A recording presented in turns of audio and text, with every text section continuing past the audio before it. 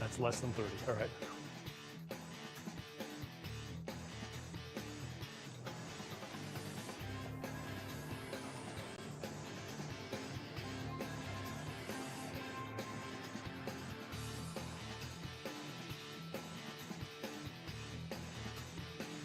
The games are coming home. Welcome to the historic ranch in Aromas, California, as we kick off Stage 1 of the 2020 Reebok CrossFit Games. Thanks for joining us, everybody. I'm Sean Woodland. Annie Sakamoto and Niki Brazier will be here as well. We have a jam-packed next 30 minutes for you. A lot of great guests, including the man himself, Dave Castro. He will be here live answering questions from you via social media. We also have some guests joining us from around the world. Michelle Letendre will be here. Jeremy Austin will be joining us from down under. We're going to dive into the men's and the women's fields, and we will have the live announcement of that final event. Awful Annie, that's coming up next on the road to the ranch. It's always good to return to your roots. The CrossFit Games began here, a dusty ranch in Aromas, California. A backyard barbecue became a worldwide sport. That sport needed bigger stages. Carson, California, and Madison, Wisconsin. This year, a global pandemic has made gathering on those stages impossible. So we go back to our gyms, and we go back to our roots. The ranch in Aromas, California. Athletes will toil in isolation for a chance to compete in person. While the venues have changed and the format is different, the goal is still the same. Find the fittest on Earth. The road to the ranch starts now.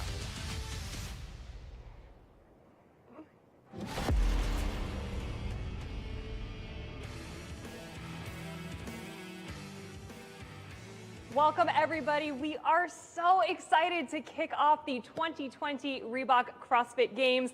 2020 has been a bit of a wacky year so far, but we could not be more excited to bring it all home and get to the fast fitness thing that we love to watch. Now, in case you haven't heard, Phase 1 of the CrossFit Games is going to be a little bit different this year. It's going to be an online competition. So let's just take a look at what this first phase is really going to look like. We've got about 2 days of competition, and we're going to be looking at 30 athletes per division, men's and women's field. Over the course of 7 events, we'll whittle it down to the top 5 on both the men's and women's sides, and then those competitors will come here to the ranch for the finals next month. A little bit different than what we have seen in the past, but hey, we're making it work with 2020, and we're very excited to crown the fittest on Earth. Now, coming up, we've got a little bit of a question and answer session with none other than Dave Castro. You guys have been submitting your questions online, so can't wait to hear how you want to pick his brain exactly. But before we get to that, welcome, Dave. Thanks so much for joining us here. Excited to have you. Now, we had an interview earlier where we touched upon a whole bunch of different issues affecting the community and CrossFit at large, so you guys are going to see a little bit of that later on coming up. But for now, I think we should talk about kind of what's top of mind for everyone, and that is the programming for this Phase 1 online competition. What was it like for you? You have so much experience, but programming for this weird, sort of different online experience. Well, once we decided to commit to this idea of the games are going to be online to qualify the athletes to come to California to compete, a couple big decisions had to be made in terms of the programming. Well, one, we had minimal time to create the programming before the actual event started. And 2 was, do we preserve the actual programming that we've already made for the complete event, or do we kind of alter that? Decided early on to preserve it, so then now I have this new phase we need to create programming for from scratch. And creating programming for an event, and especially an event like this, is not a easy task. It takes a lot of work and a lot of thought. Yeah.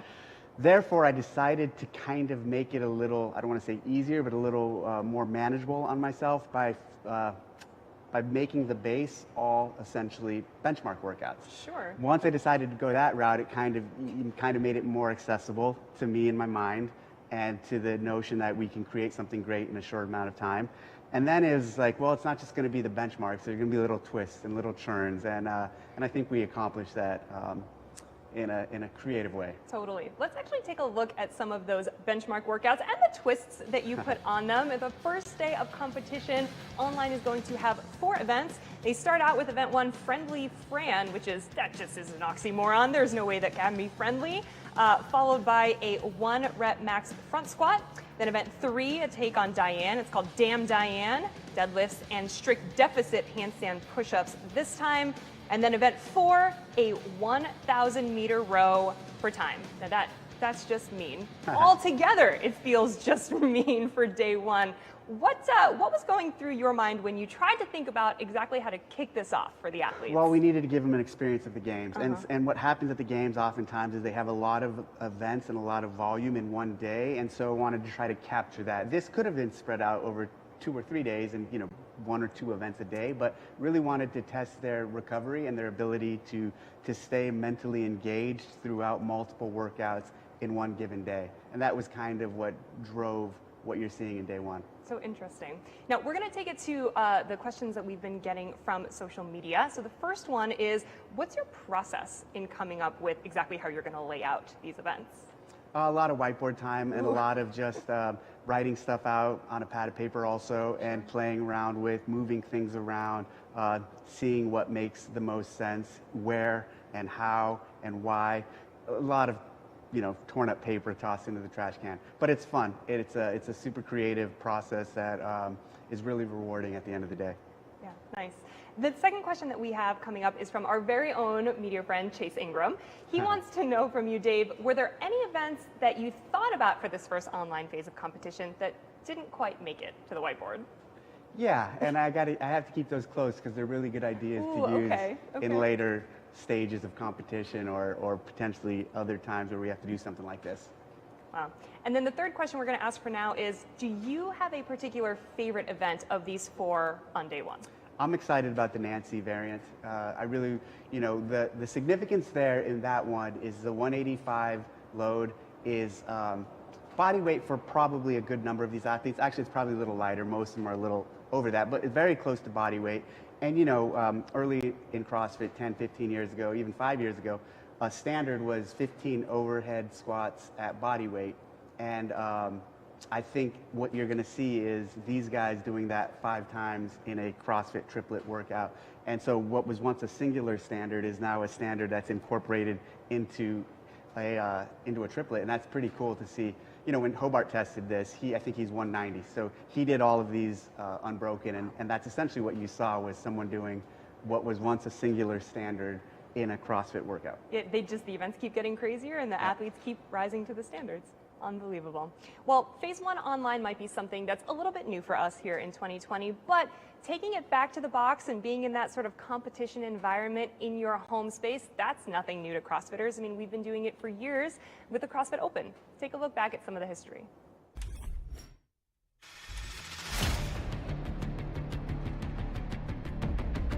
If you're going to find the fittest on Earth, you need to look in as many places as possible.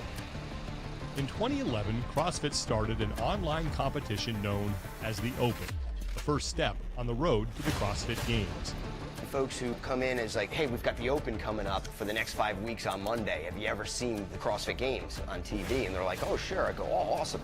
That's the end product. The beginning product's going to be right here in the box, and you're going to get a chance to be a part of that. All you needed to enter was $20, access to some equipment, and an internet connection.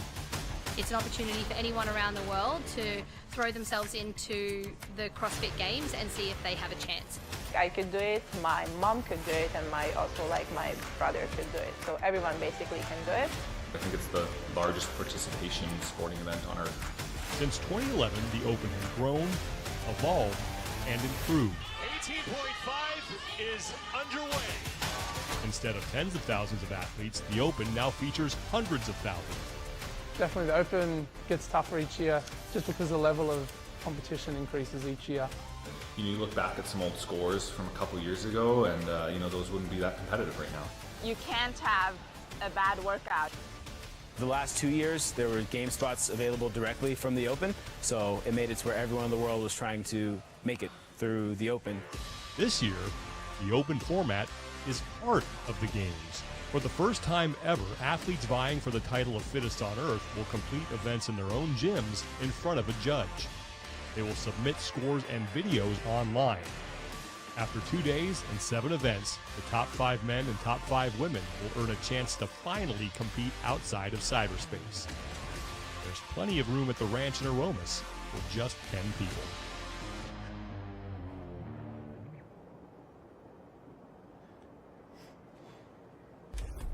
It gets me all fired up thinking about all the years of history that we have with competition and the way that the competition continues to evolve. And looking ahead at day 2 of this phase 1 online competition to kick off the 2020 CrossFit Games, we have a couple of really challenging events. Now, Dave, you sort of previewed it a little bit, but let's take a look at events 5 and 6. So event 5, you've got Nasty Nancy. It's 5 rounds of a 500-meter run, 15 overhead squats, and 15 bar-facing burpees. The weights here for the women, 125 pounds, and for the men, 185 pounds. And then event 6 is athletes must establish a max freestanding handstand hold, which is something that I'm not sure we've ever seen before. I mean, we've seen people walking on their hands, we've seen people needing to turn around on their hands sometimes, unbroken distances, but what sort of was going through your mind when you were like, no wall, no moving, just freestanding? Handstand walking has been a staple of the CrossFit Games, and especially twists and variants and the O-court, the obstacle courses, and even the parallel bars. And so kind of wanted to throw that in there as kind of a nod to this is the Games, but didn't want to have to worry about traveling distance and covering distance, and thought, yeah, a cool twist to this would be having them just do a straight up hold. And we kind of went back and forth on the size of the box. We were going to go bigger than some of the teams suggested smaller. And I thought 4 feet would be way too small, but then we had Adrian Bosman test it. And in watching him test it, I was like, this is it, it's 4 feet. And so it's going to be cool, and I'm actually really excited about that one too, especially after all of those overhead squats. Oh my gosh, yeah, I can't even imagine. Now, we've got a couple of questions from social media on these events specifically. First one being, what do you think is harder, this version of Nancy or the Games version of Nancy? Well, so the Games version of Nancy was actually Naughty Nancy, and that one had 145 pounds, but it had 25 reps of overhead squat. And I remember watching, and that was totally inspiration for this. Okay. Because, there's Nancy, then there was Naughty Nancy, and now Nasty Nancy. That was lighter in weight, even though at the time I thought that was heavier at weight. And I remember watching Josh Bridges, and he did all sets of that unbroken, and that was really impressive. And these guys in that position with weight are really strong. So I didn't want to increase reps more and keep the weight down. I wanted to try to keep the reps more at that 15 number and increase the weight. And that's what's kind of the foundational piece there. But interestingly, we have a couple couplets on day 1. I didn't want nothing but couplets as the test, Fair. Which is why you see the third piece of the burpee. And so that event became a triplet with the bar-facing burpee. Got you. Now, one question we got on social media that I think is particularly interesting is someone wanted to know, do you compete with yourself to make the events more interesting and more difficult and more compelling year over year? No, and I don't. And I'm trying to compete with the CrossFit principles and keep it core and keep it true to what the methodology and the program is, and that's what I'm competing with. I don't ever try to outdo myself or get more creative. I just am focused on adhering to the principles. Nice. And the last question that we're going to ask right now from social media, though there will be more later, is which of the first 6 events do you think will be the most difficult? They're all going to be challenging in a unique way, and different athletes will have different challenges within them for different reasons. And so I couldn't tell you, because it's going to depend on the athlete and their strengths and weaknesses. All right. Well, Dave, you and I are going to continue to catch up a little bit later. We're even going to have a live announcement of Event 7 coming up. But for now, let's check back in with Sean to see what else is coming up on today's show.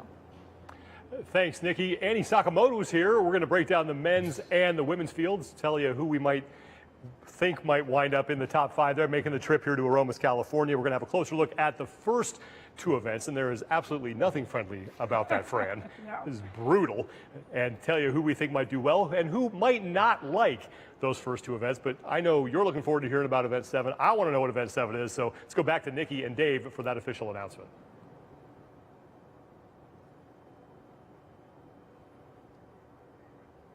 All right, it is time to take a look at what the next event will be. The final event, Event 7, we know the name, but we don't have any other details on it. So, Dave, tell us.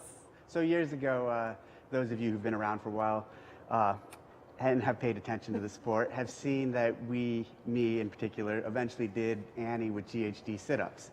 And I ended up doing it unbroken in about 8 minutes. And what happened was a bunch of the athletes then did it, and people like Rich Froning and Dan Bailey did it in like 6-7 minutes and just crushed my time, obviously. So GHD Annie has always been what I view as the appropriate Annie for the athletes. So they will be doing this with the GHD. Okay. And there's another cool little twist that we're tossing in there. And if you guys pay attention at all to some of the things we're doing, a few months ago, about a month and a half ago, when I was in Boulder, I did a double under challenge with our new CEO and owner, Eric Rosa. And I think he got like 30 or 40, and I got 80. And it was with as many double unders as possible in 1 minute with this rope right here. Ooh. It's the RX Gear drag rope. And so it's a heavier rope and a more challenging rope. It's basically a rope with some handles, and it has some weight to it and really no spin here. So this is going to be a challenge for the athletes that some of them have probably used it. They all haven't for sure. And to make sure that they're all there, we sent these out to our judges, and our judges traveled with these in their gear to get to on site. So this Annie version is going to be the 50-50, 40-40, 30-30, 20-20, 10-10 with this rope. Wow. And there's one other aspect to it. Of course. Okay, we're not done yet. I spoke about it earlier with Nancy making that into a triplet. To kind of carry on that theme, we decided to make this also into a triplet. So day one had a couple of, or the first two events, first 2 out of the 4 were couplets. Then we had a triplet. This is also going to be a triplet. And the third piece that we're going to add is going to be a separator, because there's going to be a few different ways you can do it. It's going to be 50 GHD, 50 double unders, and then 5 cleans, 275 for the men, 185 for the women. Then 40, 40, 4, 30, 33, 20, 22, 10, 10, and 1.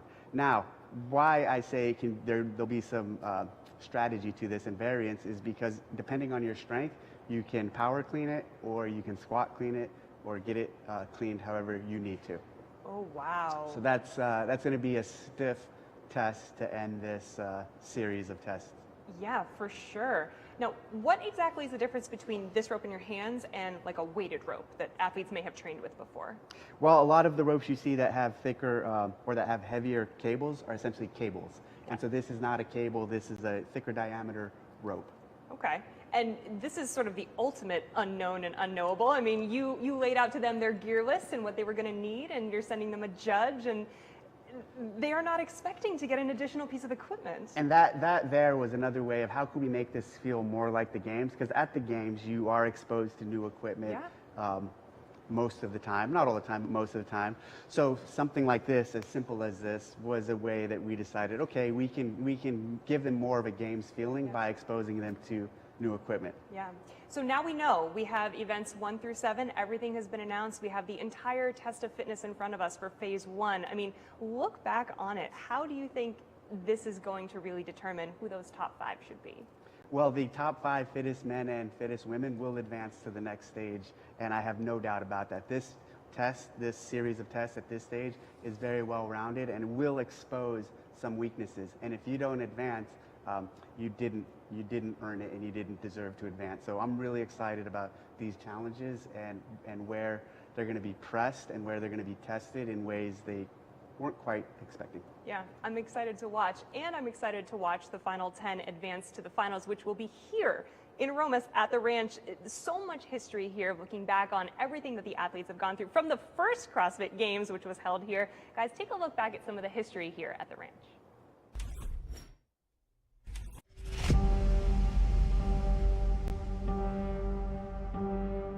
Every sport starts somewhere. For CrossFit, that somewhere is a family-owned piece of property off Highway 101 in Aromas, California. It is known simply as the ranch. The event returning home, returning here, is a unique opportunity for us, for the community, and for the athletes to just get back to where it began. The Castro Family Ranch is hallowed ground for CrossFit athletes and fans alike. For 3 years, it played host to the CrossFit Games and to some of the most infamous events in the history of the sport. As the sport of fitness exploded, it outgrew the confines of the dusty ranch in Aromas. In 2010, the Games moved to Carson, California.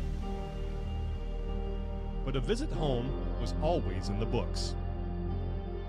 That happened in 2016, when the first 3 events of the Games were held back at the ranch. It was a truly incredible experience to go there. It's like, that's the heart of the CrossFit Games. The move to Madison, Wisconsin in 2017 seems to leave Aromas firmly in the rearview mirror. Then 2020 happened.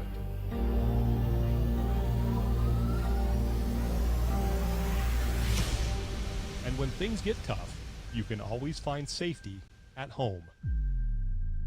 Once again, the Games are back at the ranch.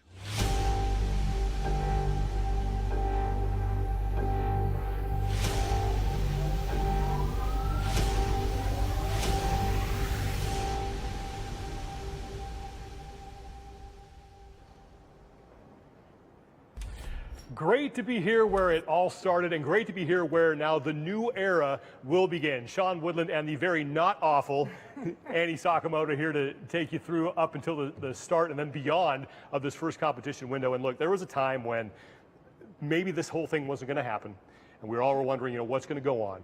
I can't tell you how cool it is to not only just be here and be part of it, but to actually now be able to finally talk about the CrossFit Games. Well, and I have to say, Sean, that I cannot tell you how much joy and excitement it gives me to hear your voice specifically talking about the CrossFit Games. I think, like you said, there was a lot of us out there that thought this year was just a write-off as far as finding the fittest went. And so the fact that CrossFit was able to adapt, get creative, and host a stage 1 and a stage 2 of the CrossFit Games to find the fittest on earth just gives me such excitement and hope in this sport. It's going to be a lot of fun, and I know not many of us want to look back on 2020. We certainly want to leave this year in our rearview mirrors, but we need to look back a little bit on the season that sort of was to get us to this point. If you guys remember when this whole thing kicked off, we thought, hey, we're going to have 28 sanctioned events that are going to feed into the CrossFit Games. We're going to then have a massive field that shows up in Madison, have a great party. But then stuff started going wrong. In March, that's when the first sanctioned event got canceled. You remember the Atlas Games up in Eastern Canada were supposed to take place. They were actually ready to take the floor. They got canceled. It snowballed from there. Then we dealt with delays. We dealt with a lot of doubt. Then we figured out, okay, we can do a 2-part CrossFit Games. We can do a virtual event, and we can do a little bit here in person at the ranch. So it's a different format than we've had in the past. That's, we've changed formats before. But what would it mean to win the CrossFit Games this year and be crowned Fittest on Earth? Well, like you said, it is a different format. We are missing some names on the rosters on both the men's and the women's side. But I think that we can safely say that, one, this still is some of the absolute fittest on earth competing against the other absolute fittest on earth, right? And not only that, these athletes have had to be in this kind of semi-ready state for over a year now. So just the mere fact that they didn't know if they were going to compete, when they were going to compete, is really impressive to think that they're ready. They had to get ready in a few short weeks. And then beyond that, I think, like Dave was saying, these workouts, they are benchmarks, they are classic CrossFit workouts, and as much as a lot of us love, kind of the creative, exotic workouts that we see at the Games, no one can argue that these workouts are not a very thorough and fair test of fitness. Yeah, and we're actually getting set to kick off competition in Australia. I mean, it's Thursday here, it's actually Friday morning there, so they're almost ready to start here at 9 a.m. So let's start looking at the competition itself, and we'll start with the men's field. And you mentioned it, this is a loaded field. There are some big names that people are used to seeing at the Games that aren't here. But the biggest is, and that's Matt Fraser. He's going for his 5th CrossFit Games. Quite a few men who might be able to keep him from doing that. Some guys who have finished on the podium, some guys like Noah Olsen, who actually wore the white jersey last year and looked like he might be able to end Matt Fraser's streak. And then you have some up-and-coming stars who are going to be here at least in this first stage. But look, it doesn't really matter what the format is. As long as Matt Fraser is there, he's the favorite. Right. I mean, he made history last year by being the first male to win the games 4 times. And mind you, that was 4 consecutive championships. And there's no doubt in my mind that he is here to make history again. You know, he has won 15 games events. He has an average event placing of a 6.7. He has won every in-person competition since the 2015 games. So although he has a lot of competition, I don't know that any of them are quite in a position to dethrone him at this point. And you talk about legacies. You know, Matt Fraser was kind of was a surprise. I don't want to say it was a surprise, but what he's done, I think, is a surprise, because we all thought after Froning got done winning 4, okay, it's going to be a while until we see that again. Well, now here's Matt knocking on the door of his 5th straight title. And I mean, he's already, regardless of what he does from here on out, probably the greatest individual competitor that we've seen at the CrossFit Games. For sure. I mean, I think, you know, there's nothing that we've seen him touch that basically doesn't turn to gold under his fingertips at this point. So again, you know, we saw this moment last year where he wasn't wearing the leader jersey. Noah Olsen had taken it from him, and we all had this like, oh my God, he might be human. But he proved us all wrong by taking the jersey back, winning 3 of the last 5 events to take back the title and win it. And I would be very surprised to see him give up that jersey again. And like we said, it doesn't matter what the format is. That guy is always going to be the favorite. But there are some people out there lurking who could push him a little bit, and the popular choice is always, you know, Pat Vellner. For sure. He's the guy that when Fraser isn't there ends up winning. What do you like about Pat going into this competition? Well, you know, I love you, Pat, but he has a propensity to actually get 35th somewhere within the first 4 workouts of the CrossFit Games. So, you know, he has often kind of sunk his battleship early. He usually has been able to get himself out of that position. This year, though, he's won Wodapalooza, he won the Rogue Invitational, and if you look at the events that we're talking about, because the events that he has gotten 35th in are the Ocean Swim, the Run Swim Run, the Crit, they're very rarely classic CrossFit workouts. So considering that stage 1 consists of all of these CrossFit workouts, I think he stands a really good chance of at least qualifying himself. The only other thing to note, though, is that he has beaten Matt Fraser, and that would be in the 2020 CrossFit Open, which is an online competition. Let's hope Pat isn't out there climbing a cargo net right now and just keeping himself safe, because we want him healthy going into these first 7 events. But another couple names that come up, one is Noah Olsen. That's because mainly what he did last year at the games and the poise he showed. The other, you know, Bjorn Carl Gudmundsson, and we were talking about this before, not flashy, but just good at everything. Right. We would be remiss to not talk about BKG. He is such a consistent athlete at the Games. He has all top 5 finishes at the Games between 2015 and 2019. Like you said, not flashy, but he just gets the work done. But then there is Noah Olsen, who is a flashier athlete, and that's something that has come to bite him in the butt a few times, except for last year. I saw a more mature athlete in Noah Olsen last year. You know, he started off the competition good, and then he only got better. And I was really curious to see how he would handle wearing that white jersey. And I was so impressed with the composure that he had, knowing that Matt was breathing down his neck. And so I'm really excited to see how he follows up his performance from last year. We always like to talk about, you know, dark horse picks and stuff like this. And this next guy, I wouldn't necessarily call him a dark horse, but we just haven't seen him on the big stage. But now Roman Krenikov is at the CrossFit Games. I am so excited for this because I remember when we were covering the 2018 regionals, you know, we watched this guy beat so many veteran competitors at the European regional, and we were all so excited to see him compete in Wisconsin, and we didn't get it. 2019, he qualifies again through the Italian Showdown, can't make it.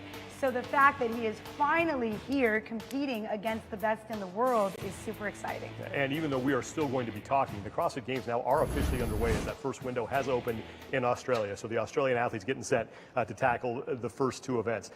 Over on the women's side now, and it's really the same story. You have one dominant athlete, and that is Tia Toomey. And when you compare Tia Toomey and Matt Fraser side by side, I mean, it's basically a mirror image. And Toomey is essentially just 1 year behind Matt Fraser. They both finished second twice as Tia started her charge in 2015. Matt was a year prior in 2014. And then you see all the championships that took place there. But you look at what Tia has accomplished already. We've had some great names in the women's field. Annie Thorsdottir, the first multiple winner. Catherine Davidsdottir, who wins too. But is Tia Toomey already the fittest woman in history? I would like to say yes. Yeah. And that is because, none of these other ladies, as amazing as they are, were able to clinch that third title. And so Tia being the first one that was able to become a 3-time champion was not only awesome, but the fact that she did it last year by almost 200 points shows to me that she really is above and beyond the rest of the competition right now. She doesn't win every event. She has won 11 games events. She has shown that she has no real holes or weaknesses. There's never an event that comes up with Tia where I'm like, ooh, that one's gonna hurt her, right? She just is so consistent. And then she has won every sanctional she has ever competed in. So to think that anybody can best her right now would be a hard stretch for me. And because that's the thing, it doesn't seem like that gap is narrowing, and it seems like she is getting even better. But if there are a couple of women out there who might be able to give her a run for her money here, there's two that come to mind here as we take a look at the women's field. We're going to talk about a couple of the challengers here first. But when you look at the women's field, you have some athletes here who we expect big things from. Carrie Pierce did really well last year at the Games. She's looking to build on that performance. Laurel Horvath, she's looking to reclaim her past glory that she had in 2018. And then you have athletes who really, if they get a groove pitch, can do really well here and maybe gum up the works a little bit as we look to pick the top 5 or find the top 5 coming here to Aromas for the final stage of the CrossFit Games. But again, let's get to the challengers. And the two big ones who come to mind, Sarah Sigmundsdottir, although I know she has not lived up to her expectations lately, and then Jamie Simmons, who I guess would be the female equivalent of Björgvin Kara Gudmundsson. Not flashy, but really, really good across the board. Totally. Sarah Sigmundsdottir, she came on the scene with 2 podium finishes back-to-back years, right? And we all expected great things of her. And then the past 2 years have kind of been rough for Sarah. She had to withdraw due to injury in 2018. She was cut early last year. And so we've kind of seen what looked like a waning Sarah Sigmundsdottir. But here's what we have to think about when we're talking about stage 1 of the CrossFit Games, the way we're holding it this year. She has won the Open 3 times. She's the only female that has done that. She did it in 2017, she did it in 2019, and she did it this year. We know that online competition is something that Sarah is really good at. She's in her home box. She actually also won the Rogue, or she was second, in the Rogue Invitational this year. So being at home, I think, really favors how Sarah participates or how she competes as an athlete.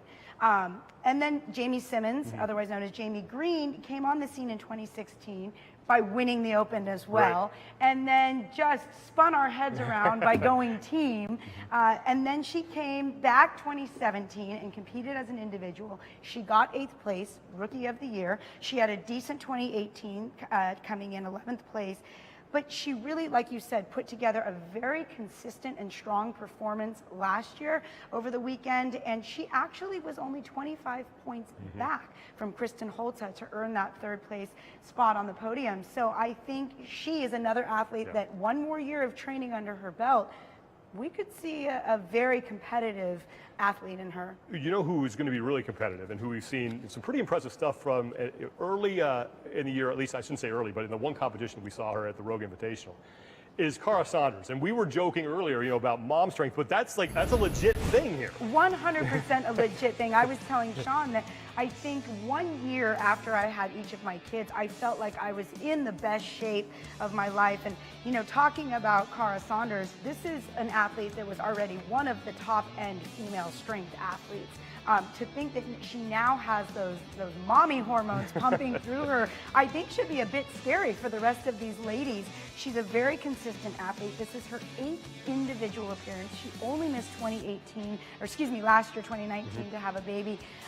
So to think that she is, coming off of having a baby, most people would think, she's a washout. I'm telling you, ladies, you be careful for Cara. That mom strength, like you said, that is a real deal. There is a group of athletes beneath that sort of consistent challengers that we've seen, kind of some rising stars. You have Haley Adams, younger, but she's made some noise. Amanda Barnhart, who has a ton of athletic ability and looks like she has a ton of upside as well. And then Laura Horvath, who was impressive her rookie year, but does have some holes there. But all these athletes have some things that they need to work on. What do you expect to see from them here in the next couple of days? Right. Well, Haley Adams dominated that teen division for a few years, but I was really curious to see how she would handle herself coming onto the individual, the big girl stage, if you will.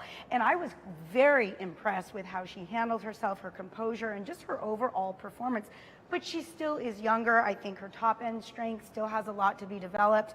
But I think that she'll have a good showing this weekend. Amanda Barnhart, like you said, Sean, she has shown such huge potential and growth in just the 2 years that she's competing. To think that last year she got 7th place competing on a sprained ankle. If we have a healthy Barnhart, I think we could have a definite contender for one of the 5 ladies that shows up here in Aromas. And then Laura Horvath, Rookie of the Year, she got 2nd place. We all had these great expectations for her going forward, and then she struggled a bit. She had some injuries, she had some poor performances. As far as we know, she's been on the mend, she's been on the rise, she's doing really good. But when you look at the programming over the course of this weekend, we have strict deficit handstand push-ups, we have a freestanding handstand hold, and unless Laura has spent a good deal of time on both of those things, these could really upset her chances. Yeah, well, one woman who knows a lot about not only competing but also coaching athletes specifically for this competition is Michelle Latondra, and she is with Niki Brazier. Michelle, welcome to the show. Thanks so much for joining us. Thank you very much for having me. It's the next best thing to having you here live is having you here via Zoom, so really appreciate your time. We're looking at a really different CrossFit Games this year. We're looking at kind of a crazy world that's made it very difficult for athletes to train the way that they normally would have and get into the gym the way they normally would have. So you have a couple games athletes competing this year, including Pat Vellner. We all expect to do very well. And I know at the beginning of quarantine, he had trouble having access to gym equipment, getting, to the barbell and to the rower and things like that. How do you as a coach deal with that? And what was the lead up to the games like for you in this environment? Well, first of all, it's completely out of everybody's control. I mean, I'm a coach, but I'm also a gym owner. So I know what it is to navigate. Well, I know it is. I know now what it is to navigate the situation. And I guess the important thing is to understand that this is a worldwide pandemic situation, putting more pressure on Pat to get the equipment, or on anybody for that matter, trying to do what they can to kind of survive this and to kind of scramble and get things done. There's no point to that kind of pressure. So, Pat's a fit guy, and considering the circumstances, it was all about trying to understand what was going on before trying to figure out what to do,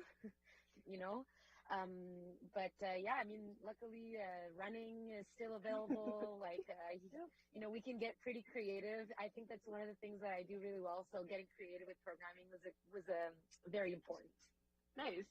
I think in general, athletes, but especially the Fittest on Earth, the elite athletes, are so incredibly regimented. They have the way that they train, they have the way that they eat, they know, the way that they sleep. It is all very important to making sure that they can compete to be the fittest on earth. So mentally, how did you mitigate the stress of kind of the unknown 2020? Well, I think think those athletes are also the most adaptable. Oh yeah, for sure. I think that's key, and it's like I said, like we want everyone to be at their best, and I wanted all my athletes to get ready and to really be at their best for this event. But really, in the grand scheme of things, it was about making sure that nothing bad happened to them and making sure that they didn't get into a dangerous situation for no reason. Sure. And so it's considering the circumstances and that it's a worldwide situation. Hey, like it's annoying, but it's not the end of the world if they lose a little bit of focus or if they lose a little bit of that structure and that regiment for a little bit. Yeah, it sounds like you had a really grounded way of looking at everything that we've been through this year, and I'm sure that translated well to your athletes. Speaking of your athletes, we know that you train Pat, and we are very excited to see how he does at the games this year. But I want to talk a little bit about Adam Davidson. It's a name that we might not have heard about quite so much. He does have competition experience, regionals experience, but this is the first time he's qualified as an individual for games. So tell us a little bit about him. I met Adam at CrossFit NCR, Paul's gym, back in like 2000 and I don't know, must have been 2013, 14, 15, something like that. And he's what you call an eager beaver. Ooh, okay. He's just always positive, and he just wanted to learn, and he wants to share, and he just always wanted to be around people that were excelling at what they're doing. And he's gone through some setbacks in his career. He had a knee surgery, and he had a hip injury. So overall, like considering his background, especially his athletic background before CrossFit, like he has a good baggage to be a top level CrossFit Games athlete. But you know, him and I, he's been following the DECA programming for a little bit, but I've only been coaching him for maybe 6 months. Oh, okay. 6-7 months, like one-on-one, really one-on-one. So I'm still getting to know him, but he's a great guy, and he's got a really good heart, and I am expecting good things from him, and he's in a mindset that he's here to learn, because obviously this situation is really about trying to understand how you are more than how you deal with competition in itself. It's a different kind of competition. So I think this will be good for him, but it's also going to be a really good learning experience. Totally. Well, Michelle, thank you so much for popping in and giving us some of your insight. I really like your mentality on all of this. I think it's good advice that we could all take, not just the elite athletes. So listen to your coach and listen to Michelle. And for now, we will toss it back to Sean. Thanks, Michelle. All right. Thank you. Thank you, Niki, and thanks, Michelle, for joining us. Always great to hear from her and the insight that she has, especially into guys like Pat Velder. Okay, let's talk events here. Okay, because we got two coming up. Again, the window is started. They're going at this Somebody down. is doing friendly Fran, possibly. Well, okay, so let's talk about that. There is nothing friendly about this, but there's a lot of franny about it as well. I mean, this is a brutal way to start. For sure. I mean, you know, when we're doing normal Fran, unfriendly Fran, or whatever we want to call it, when you're in those 21s, you're thinking, okay, well, next time I only have to do 15. And when you're in the 15s, you're thinking, oh, next time I only have to get through 9. Not the case with this workout. Not only have we added weight, added range of motion on that chest to bar pull-up, we've added reps in a way that could be so psychologically just demeaning, and you know, I love it. I think it's great. This one, though, we were talking earlier, again, just kind of kicking these around, and this is going to come down to details. It really is. And the first thing that I'm very curious to see is who or how many people are able to do this workout unbroken.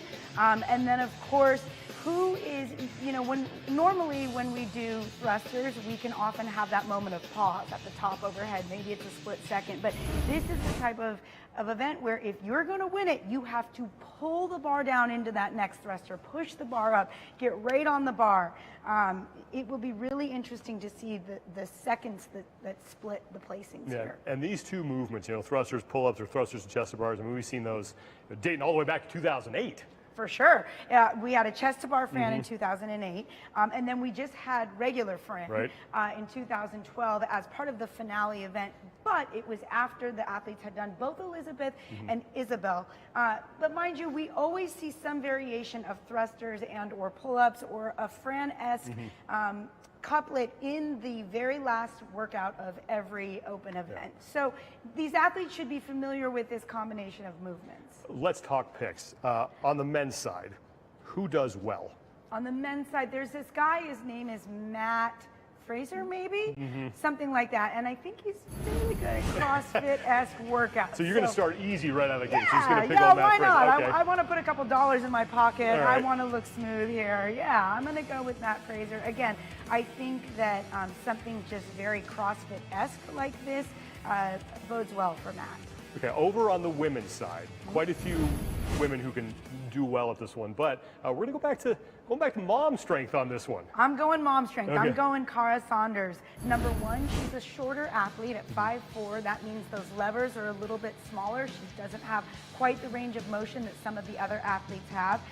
Looking back at some of her games events, she was first in 2017 in heavy 17.5, which involved 85-pound thrusters and double unders. There was about 90 total, I believe, of those thrusters. She also got first place in 2018 in the bicouplet 1, which was snatches and chest to bar pull-ups. So I think she's not going to struggle with the upper body pulling stamina. She's one of the stronger females. She's not going to struggle with those thrusters. And then being one of the smaller athletes, it's going to help her with the time per rep. We'll stick on the women's side. Who's looking at this going, ooh, I don't want to start off my day with that one? Amanda Barnhart. Okay. So on on the opposite side of Cara, she's got the longer levers. She's a little bit of a taller athlete.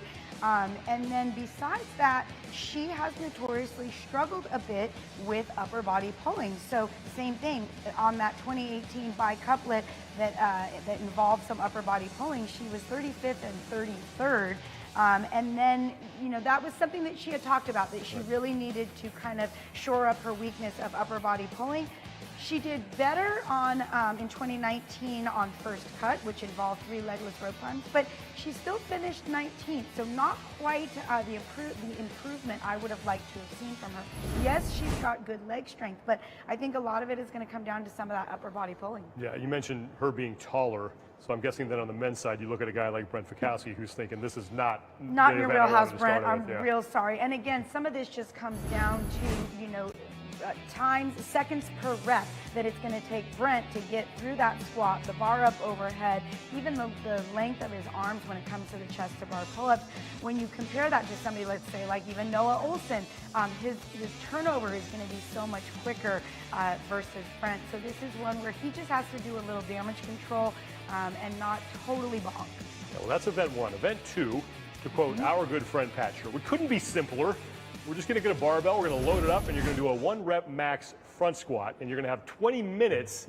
So really, unlimited attempts in that 20 minutes, but you want to find your sweet spot there with how many attempts that you're going to want to try. For sure, unlimited attempts, more to an untrained athlete, but to others could be the kiss of death, right? And especially considering that you just did 63 heavy thrusters not that long before that. So I think a lot of this is going to come down to how many attempts do you take and where do you start those attempts and what kind of jumps are you going to make?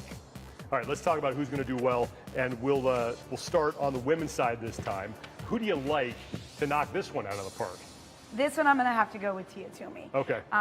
Looking at watching her clean last year in that event, just the leg strength that she had. When she stood up that 265 bar, to me it looked like she had at least 3 more bars left in those legs.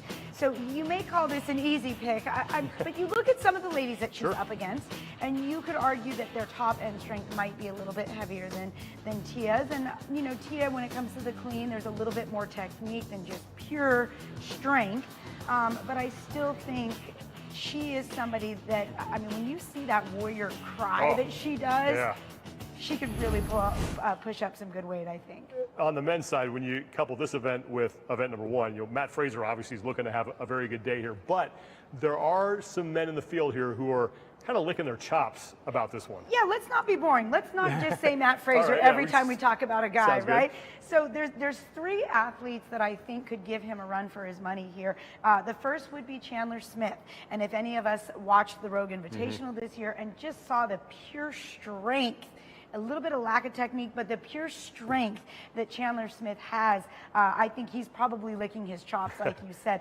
And then we can't rule out Roy Gamboa. Yeah. He's definitely one of those athletes that just has a lot of strength, especially on a barbell. And then one other name that might not be as familiar is Alexander Carone. Again, somebody that just moves a heavy barbell really well. On the women's side, then, who's looking at this saying, yeah, you know, everyone else loves heavyweights, but not my thing? I'm going to have to go with Haley Adams. Okay. And part of that just is a factor of her age. I think that a lot of strength gets developed, especially for me as a female, for a lot of females a little bit later on in life. And being one of the younger athletes, I think that this is going to be a bit of a struggle for her. Thinking back also to last year, she didn't even clean the very first barbell, the 215. So unfortunately, I don't think this event bodes well for Haley. Yeah, on the men's side, kind of a similar situation with a guy like Jacob Hettner. Great at all the other stuff, but he doesn't really excel when it comes to that heavy barbell. Right. If we're talking one rep maxes, we're not thinking Jacob Hettner. Similar to Haley Adams, he only actually got through the third barbell at the clean event last year. He has notoriously not done well on the heavy overhead squat event. So definitely not in his wheelhouse. But again, like Dave was saying earlier, there is no one event that's going to cut you from this competition. So you just need to do damage control. You can't let the results in that event factor into how you're going to play your other events. We've been mentioning that the competition is underway down in Australia, and one of our favorite people in the world is joining us now with Niki Brazier. We are happy as Larry to have him, Jeremy Austin, joining Niki Brazier right now. Niki.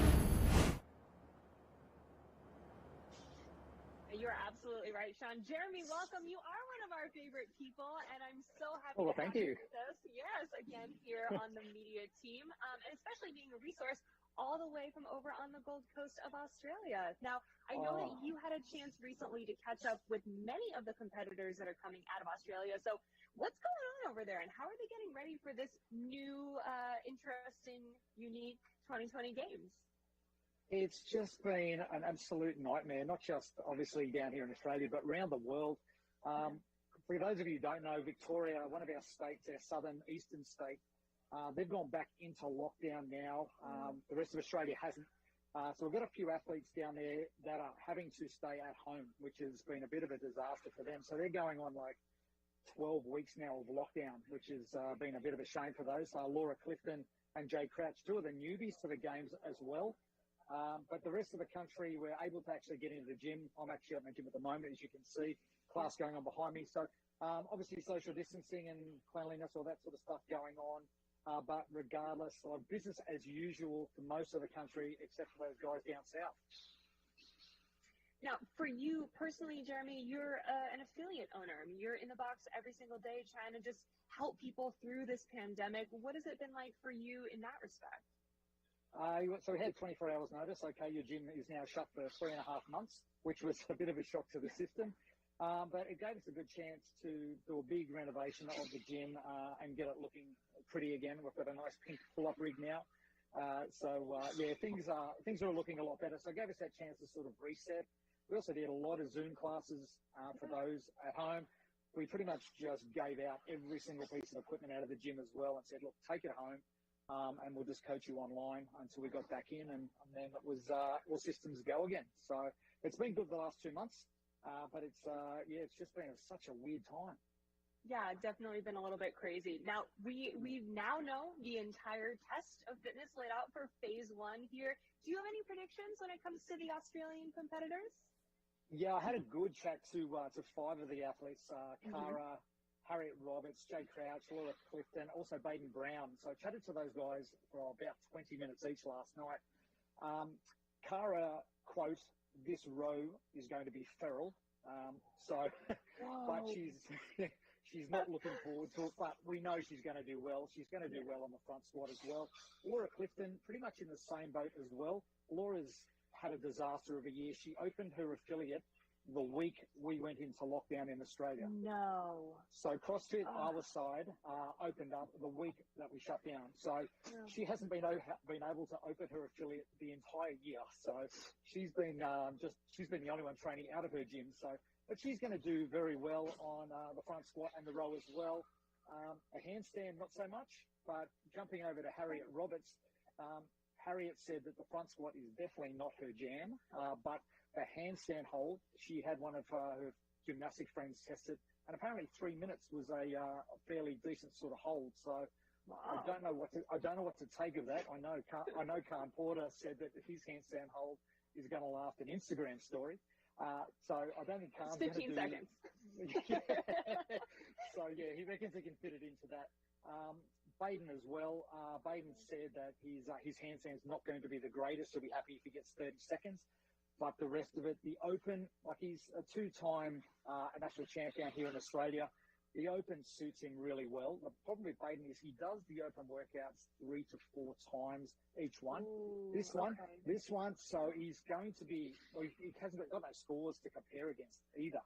So he's just going to have to lay it on the line and send it. Jay Crouch, another one of those athletes that is a little bit lighter, but don't be surprised if he does something pretty amazing. He's been to the games twice already in teams. He knocked out James Newbury at the Australian CrossFit Championship, so he's no chump whatsoever. Yeah, and he's got his pseudo dad Rob Forte in his back pocket as well. So yeah, there's going to be a few surprises coming out of the weekend, I think, and a lot of ups and downs with people winning events and then not doing so well on other events. Right. It's definitely going to be interesting to see how this whole thing shakes out. Jeremy, thank you so much for giving us the update all the way from Australia. Happy to see your face back here. Happy to see you too, Nick. Definitely. And we will catch up with you later. For now, let's toss it back over to Annie and Sean.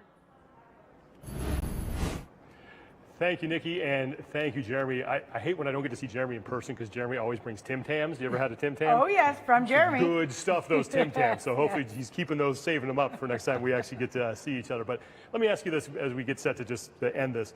On a scale of awesome to really awesome, how does it feel knowing that the next time we're here, we're going to have CrossFit Games event results and leaderboards to talk about? It is so exciting. I mean, look, the CrossFit Games has always been about the unknown and the unknowable. This year has been nothing but the unknown and the unknowable. And the fact that CrossFit has decided not to give up, to crown the fittest on earth in any way that they could is just so thrilling to me. It's such a sign of what our community is all about. And I cannot wait to just get this show going. Yeah, well, the show is going. It's going in Australia as the athletes down there are into their first window with 2 events. Here's how you can keep updated on all the action. We're going to step aside here for about, I don't know, 18 hours, I think, and then we'll be back at 11:30 a.m. here in North America, Friday morning, Pacific time. We're going to have our pregame show. That's going to be Niki Brazier taking you through that. Then Annie and I will be back at noon Pacific, and we will have the results from events 1 and 2, and we'll get you set for events 3 and 4. And then Saturday, noon Pacific time, again, we kick things off, and then we finish up at 3 p.m. And at that time, we will know who the 5 men and the 5 women are who will be making the trip here to Aromas, California to compete for the title of Fittest on Earth. Thank you so much for joining us here today, everybody. Regardless of where you are in the world, we appreciate you tuning in and being a part of this celebration of fitness as we kick off the 2020 Reebok CrossFit Games. For Niki Brazier and Annie Sakamoto, I'm Sean Woodland. Good luck to all the athletes, and we'll see you back here tomorrow on the road to the games.